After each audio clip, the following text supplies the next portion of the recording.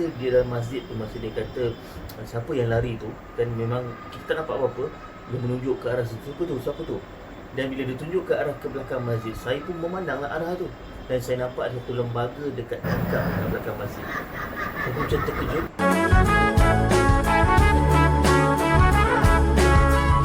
Assalamualaikum, saya Airul, jumpa lagi dalam video seram saya ini. Suasana pun, kalau dua video saya sebelum ni yang siri seram ni terang, kali ni sengaja untuk video perkongsian kali ketiga ni digelapkan supaya ada feel keseraman itu. Okey, hari ni kalau video yang lepas siri 2 saya berkongsikan tentang kisah saya di UiTM Segamat. Okey, video pertama macam mana saya terjebak sebagai Ghostbuster masa saya Form 3. So untuk kali ni pula saya nak share tentang dua kisah yang mana saya apabila saya sambung belajar di UiTM Lendu Melaka. Okey, waktu tu saya diploma pentadbiran awam. Okey, so waktu tu saya ada roommate saya siapa nama dia, Awaluddin, Kamurul Arifin ataupun Aming, dan juga Syahrul ataupun Syah lah, consider roommate lah tu. Okey, so apa yang berlaku adalah awal ini dia jenis orang yang pandai berubat. Okey, pandai berubat. So kalau ada banyak kes histeria yang banyak di UiTM Melaka tu, awal lah orang yang akan datang berubat dan sebagainya. So siapa pembantu dia? Saya lah yang akan follow dia. Kalau ada bangunan perempuan tu, ada seorang perempuan kena apa nama tu, kena rasuk, saya dengan dia akan masuk dalam bangunan perempuan. Okey, so saya dengan dia akan masuk dalam dan akan berubat. Saya jadi ni je lah, pembantu dia. Alright. Okey, apa yang saya nak ceritanya, selepas banyak kali saya follow dia, macam-macam lah histeria perempuan ni, kena rasuk, kena ni, macam-macam. So ada sekali tu ada dua kejadian histeria berlaku. Okey, satu lelaki, satu lagi perempuan.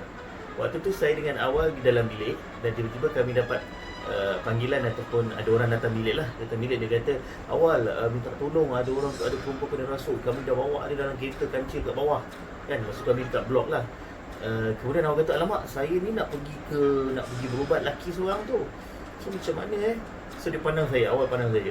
Saya macam, okay Rol, aku nak kau ubat dia dulu. Saya macam, kau gila kau. Saya dah letak, bukannya ada ilmu berubat orang kan. Jadi apa yang dia buat adalah dia ambil cincin dia ada banyak peralatan dia lah, ada batu peti kan, antara dia cincin. Cincin tu dia sarungkan dekat jari saya. Dia baca, dia sarung. Bila dia sarung dia, saya rasa macam panas di keliling. Tak tahulah cincin tu menolak saya ke apa, wallahualam. Dan dia kata dengan saya, kau pergi dulu dekat perempuan yang kena histeria tu, kau baca 4, tugas kau baca 4 kul je kat dia. Baca 4 kul dan sembuh, baca 4 kul dan sembuh. Saya pun, okey. Dia kata, buat dulu sementara, tunggu dia selesai di sana lah, nanti dia akan datang. So saya pun okey lah. Saya pun dengan penuh ketakutan dicampur dengan kebanggaan kan, saya pun turun tengok ramai orang dekat bawah. Jadi saya dapat rasa lah orang pun confused, mamat ni ke yang akan berubat ni kan. So saya nampak ada seorang perempuan yang sedang dirasuk di dalam kereta kancil. So saya kata, okey, bawa kereta kancil ni pergi ke sebelah masjid. Masjid pula berdekatan dengan blok. Jadi orang semua bila dah sampai tu, orang semua dah kuat lah menjauhkan diri. Tinggal saya dan perempuan tu dalam kereta. Saya pergi buka kereta tu, saya masuk dekat pintu belakang, dia duduk kat belakang, saya duduk sebelah dia. Saya pun pandang dia, saya berdua je. Dan saya pun cakap, kau ni menyusahkan aku betul lah, tak pasal-pasal aku kena ubat kau. Itu ayat saya. Dan kemudian saya pun baca 4 kul. Saya baca 4 kul, saya sembuh je. Ini kejadian yang mengerikan saya lah. Saya sembuh dekat dia, dia terajang saya, tercampak keluar daripada kereta kancil. Ramai orang saksikan masa tu. Hilang betul credibility sebagai pengubat. sebagai orang yang mengubati kan. Jadi saya pun bengang bila dah kena terajang tu. Saya pergi sebelah pula, pergi belakang dia. Saya buka ni, saya marah dia, kau terajang aku pula Saya baca lagi 3 kul, saya sembuh, dia terajang saya lagi. Kali ni tak tercampak sangat lah kan. Last kali saya stand up, saya kata, okey, semua angkat dia bawa masuk masjid. So angkat dia bawa masuk masjid, kita baringkan dia. Saya pun mula baca, saya sembuh, baca, saya sembuh. Setiap kali saya baca, saya sembuh, dia akan mengamuk. Last kali saya boleh handle, Saya pun jerit, awal mana awal? Tiba-tiba awal kat sebelah saya, dia duduk, dia pandang saya. Dia kata, hey, aku dah lama kat sini kan, saya pun kau kat sini buatlah. So lepas tu dia pun take over. Dia baca, dia bersilat, dia letak dekat perut tapi tak kena. Terus benda tu keluar kan. Terus budak tu okey. Dan tiba-tiba ada kawan budak tu kat sebelah pun, dia dah semacam mungkin benda tu masuk kat dalam badan dia pula. Awal ni sapu minyak dekat dahi. Yang pelik ni bila sapu je, budak tu okey. Dan terus budak tu cakap, siapa yang lari tu? Part itu yang agak menyeramkan. Bila dia tanya siapa yang lari tu, kami pun siapa? Dan kebetulan ini kejadian betul ni, masa dia dalam masjid tu, masa dia kata siapa yang lari tu, dan memang kita nampak apa-apa, dia menunjuk ke arah situ, siapa tu. Dan bila dia tunjuk ke arah ke belakang masjid, saya pun memandanglah arah tu, dan saya nampak ada satu lembaga dekat tingkap dekat belakang masjid. Saya pun macam terkejut. Tapi bila dia amati, betul lah, itu Maple, kawan kita orang. Dia pergi dalam, dia gelap, dia pergi duduk kat situ kan. Benda tu pula menghala ke dia. Dia nampak menakutkan kan. Itu salah satu peristiwa lah yang mana saya diberi kesempatan untuk jadi frontliner. Walaupun tak berfungsi sangat kan, tapi itu pengalaman permulaan ketika tu. Itu kisah yang pertama. Okey, kisah yang kedua pula. Kalau kisah yang pertama tu, kami rasalah takut kan, boleh kata Ghostbuster jugalah kan. Apa nama, kami mencari ataupun mengubati. Yang peristiwa kedua pula, kami pula jadi hantu kan. Macam video kedua jugalah yang saya share di Segamat, yang mana ini lagi ganas, dahsyat. Muda-muda zaman belajar dulu, waktu tu kita ada peperiksaan muat. Okey.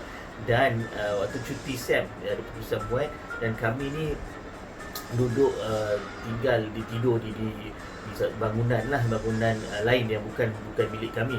Jadi dikumpulkan satu bangunan untuk pelajar-pelajar muat yang besoknya akan menghadapi peperiksaan muat.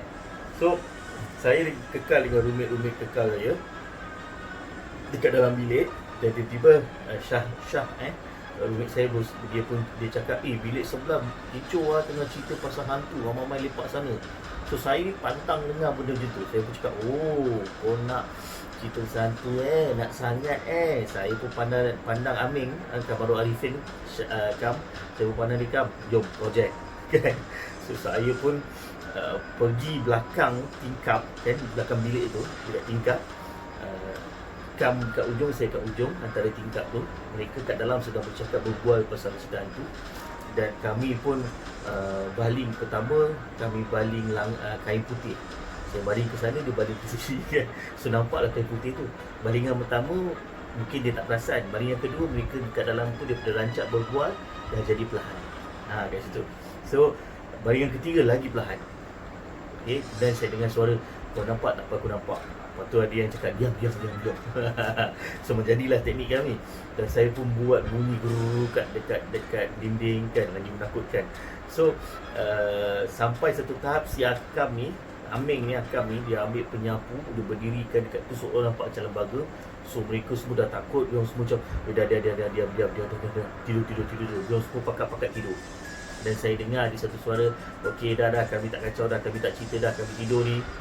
Saya kat luar dah bertenggelak dah. So yang Aming ni, Akam ni, lagi dia tidak serius lagi, dia ekstrim lagi. Dia ambil penyapu tu, dia masuk tangan dia dekat celah cermin tu. Orang tak perasan lagi mungkin sebab dia orang dah tidur. Dia campakkan penyapu masuk dalam, menjerit, na'udzubillah, ya Allah, kat dalam tu. Saya dengan Akam pun lari masuk dalam bilik tidur. So kebetulan kan roommate saya awal tu pandai berubat. Jadi kami sempat masuk bilik dulu. Jadi ramai-ramai tu keluar bilik dan dia ketuk bilik kami tu. Betul-betul awal, tolong awal. So awal ni dah tahu kita berpakat dengan dia. Dia pun bomoh tak guna kan. So dia pergi bilik sebelah.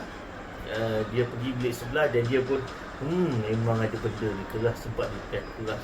So kebetulan kat bilik tu memang sebenarnya tak ada benda, awal dah pakai. Cuma kebetulan salah seorang daripada orang dalam bilik tu memang sangat, mungkin dia terlalu takut tau. Dia yang menjerit yang sangat kuat tu. So nak dijadikan cerita, dipendekkan cerita, akhirnya dia dapat rasa macam kami yang, sebab ada pelajar lain nampak kami kat belakang. Jadi dia ingat kami yang, dia dapat rasa kami yang buat lah. Tapi kita tak mengaku. Tapi yang jadikan ceritanya, tengah kami dalam bilik tu, mereka sedang berdiskusi pasal kejadian tadi. Tiba-tiba datang seorang tu masuk dalam bilik kami. Dia kata, kau buat lagi Saya buat lagi. Jadi saya pun tanya, kau nampak kain terbang tu berapa kali? Dia kata 3 kali. Kali pertama terbang begini, kali kedua terbang begini, kali ketiga yang baru ni dia nampak begini. Sudah. Okay, itulah momennya. So kita makin gelap tiba-tiba. Alright, so selepas tu besok kami sama-sama ambil muat tanpa tidur. Dan budak yang kena prank tu malah betul, sampai sekarang tak bercakap. So kami mohon maaf lah kepada semua. Alright, itu saja perkongsian. Semoga anda seram dengan cerita ini. Dan tunggukan video yang seterusnya. Di YouTube Melaka juga banyak kisah-kisah seram. Okay, like, comment and share dan subscribe. Assalamualaikum.